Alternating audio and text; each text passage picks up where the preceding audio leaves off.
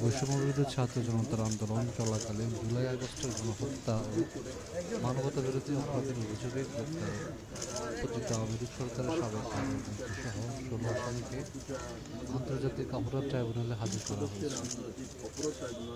সকাল 11টার থেকে দ্বিতীয়বারের মতো তাদের আন্তর্জাতিক অপরাধ ট্রাইব্যুনালে হাজির করা হয়।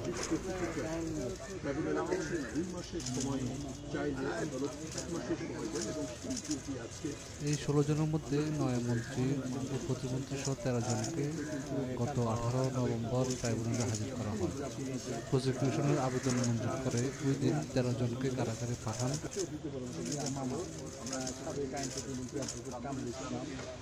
চেয়ারম্যান বিচারপতি মোহাম্মদ গোলাম মুর্তজা মজুমদারের নেতৃত্বে 3 সদস্যের আন্তর্জাতিক অপরাধ ট্রাইব্যুনাল। সেদিন চিফ প্রসিকিউটর ট্রাইব্যুনালের কাছে আসামিদের বিরুদ্ধে সব প্রমাণ জমা দেওয়ার জন্য 2 মাসের সময় চাওয়া হয়, তবে আদালত 1 মাস সময় দেন। সেই অনুযায়ী আসামিদের বিষয়ে তদন্তের অগ্রগতি প্রতিবেদন দাখিলের দিন আজ মঙ্গলবার। আদালতের নির্দেশে গত 18 নভেম্বর ট্রাইব্যুনালে হাজির করা হয় বিগত আওয়ামী লীগ সরকারের 7 জন মন্ত্রী আনিসুল হক, ফারুক খান, ডাক্তার দীপুমণি, রাশেদ খান মেনন, হাসানুল হক ইনু, শাহজাহান খান ও গোলাম দস্তগীর গাজীকে।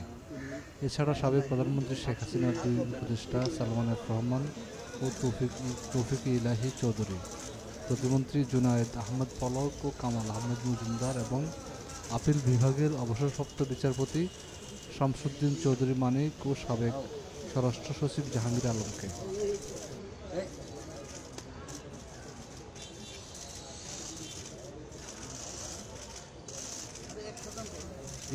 এই 13 জনের বাহিরে নতুন করে আরও 3 জন সাবেক মন্ত্রী আমির হোসেন আমু, আব্দুর রাজ্জাক ও অ্যাডভোকেট কামরুল ইসলামকেও হাজির করা হয় আজ।